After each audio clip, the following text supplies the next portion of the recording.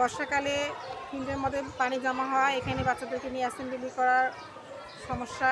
পানি জমা হয়, এই জন্য অ্যাসেম্বলি করানো যায় না, বাচ্চাদেরকে পিটি করানো যায় না, বাচ্চারা খেলাধুলা করতে পারে না মাঠে। সুপ্রিয় দর্শক, সমস্যা এবং সম্ভাবনার কথা জানতে আজ আমি এসেছি রংপুর জেলার পীরগাছা উপজেলার পারুল ইউনিয়নের সিদামহাট সরকারি প্রাথমিক বিদ্যালয়ে।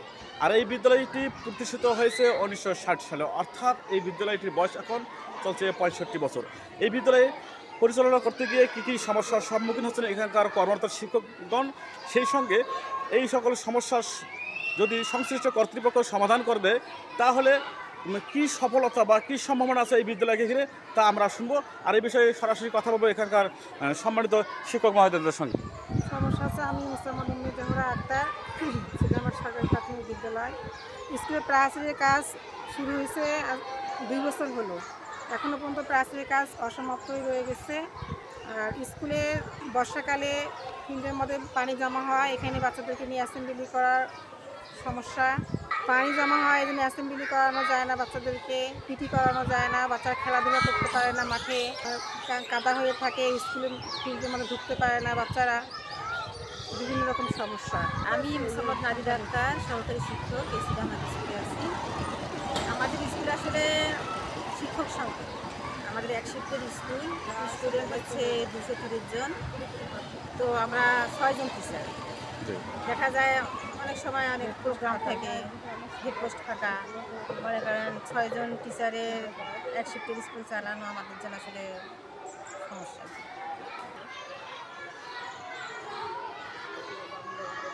সহকারী শিক্ষক, সিদামহাট সরকারি প্রাথমিক বিদ্যালয়, নীলুফার ইয়াসমিন বলছি। আমাদের এই গাছটি অত্যন্ত পুরনো একটি গাছ। এই গাছের গোড়া থেকে পচন ধরে ধরে গাছের ভিতরটা খেয়ে গেছে। এত ঝুঁকিপূর্ণ একটি গাছ, মাঠে থাকা শিক্ষক তারপরে শিক্ষার্থীদের জন্য অনেক ঝুঁকিপূর্ণ। এই ঝুঁকিপূর্ণ গাছটি অপসারণ করার জন্য আমরা অফিসে আবেদনও করেছি 2 বার, কিন্তু এই গাছটি নিয়ে কোনো কার্যক্রম করা হয়নি। এটা অত্যন্ত বিপজ্জনক স্টুডেন্টদের জন্য। যে কোনো সময় বৃষ্টি বাতাসে আমাদের বিদ্যালয় ভবনেরও ক্ষতি হতে পারে, কোনো শিক্ষার্থীর প্রাণও চলে যেতে পারে। এটা অনেক বড় ভয়াবহ একটা সমস্যা।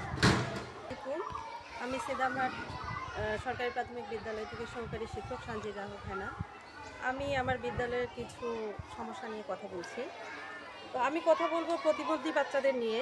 আমার বিদ্যালয়ে র্যাম্প দেওয়া হয়েছে, তো মাটি ভরাট না থাকার কারণে আমার এই প্রতিবন্ধী বাচ্চারা র্যাম্প দিয়ে ওঠানামা করতে পারে না, এবং পাশেই একটা গর্ত আছে, যে বৃষ্টি আসলে পানি থাকে, এদিক দিয়ে বাচ্চারা যাতায়াত করে। তো দেখা যায় যে বর্ষার দিনে কোনো বাচ্চা পড়ে গিয়ে বিপদ হতে পারে, তো মাটি ভরাটটা খুব প্রয়োজন। মাটি ভরাটটা হলে আমার বাচ্চারা যাতায়াত করতে পারবে এবং বাউন্ডারি প্রাচীরটাও আমার হয়ে যাবে। আর এই রিংয়ের ব্যবস্থাটা যদি করা যায়, পিছনে টয়লেটের রিংগুলো, এই স্ট্যান্ড আমাদের স্কুলে 3 বছর আগে করা হয়েছে। পতাকা স্ট্যান্ডটা প্রাচীর না থাকার কারণে বাইরের ছেলেপেলেরা বিকালবেলা এসে খেলে এবং এই পতাকা স্ট্যান্ডটা নষ্ট করে ফেলতেছে ভেঙে চুরে।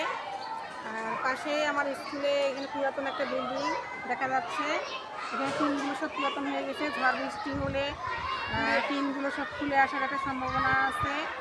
আর এখানে একটা বাচ্চা এর আগে ওখানে উঠছিল, ওখান থেকে উঠে পড়ে গেছে, পায়ে সমস্যা হয়েছে।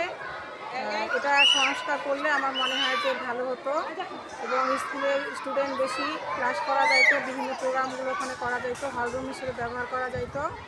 আর পাশেই আমার যে ওয়াশগুলো, আমাদের স্কুলটা অনেক পুরাতন স্কুল, কিন্তু ওয়াশগুলো উন্নত ওয়াশগুলো নাই। যে ওয়াশগুলো আছে স্টুডেন্ট এবং টিচার সংখ্যা অনুযায়ী অনেক কম, এখানে আরও উন্নত মানের ওয়াশগুলো দেওয়া প্রয়োজন আমি মনে করি।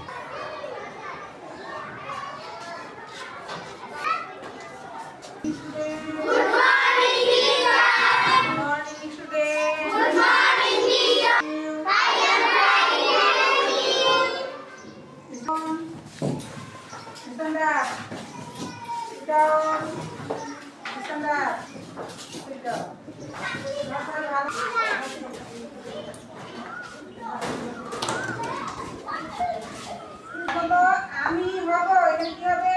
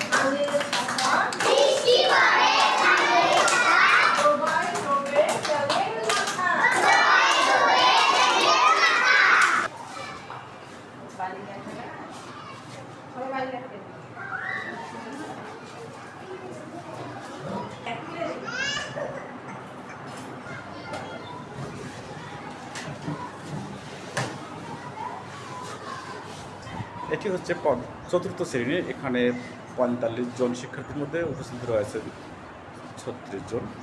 উপস্থিতি সন্তোষজনক এই বিদ্যালয়ে।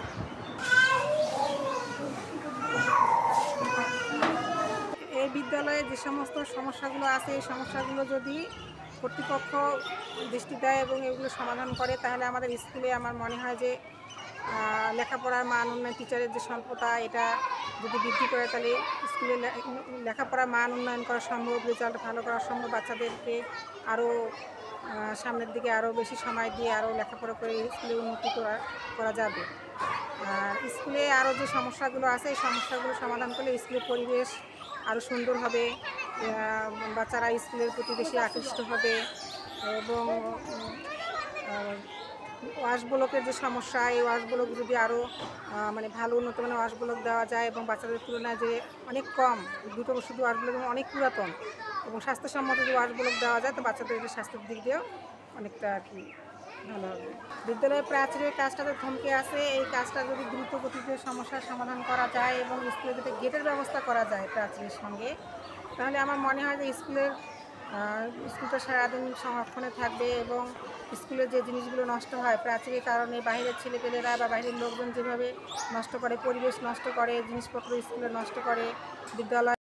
প্রিয় দর্শক, এতক্ষণ আমাদের সাথে থাকার জন্য ধন্যবাদ। সেই সাথে আমাদের পরবর্তী নিউজটি দেখতে এখন আমাদের চ্যানেলটিকে সাবস্ক্রাইব করুন এবং বেল বাটনে চাপ দিয়ে রাখুন। এছাড়াও আমাদের সাথে ইমেইলে যোগাযোগ করতে পারেন। আমাদের সাথে ইমেইলে যোগাযোগের ঠিকানা রূপান্তরসংবাদ@gmail.com। আল্লাহ হাফেজ।